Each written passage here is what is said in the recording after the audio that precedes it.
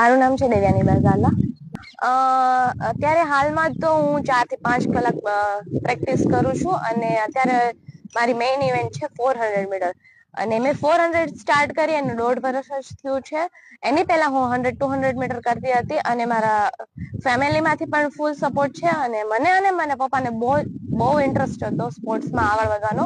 પપ્પાના લીધે જ હું અત્યારે આગળ છું સ્પોર્ટ્સમાં. છેલ્લી ઇવેન્ટ હું હમણાં એપ્રિલમાં 21 થી 24 એપ્રિલ કોચી ખાતે સિનિયર ફેડરેશન કપ રમાડો હતો.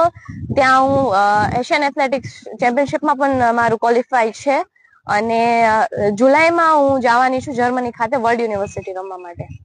હાલમાં તો મેં પ્રિપેરેશન સ્ટાર્ટ કરી દીધું છે.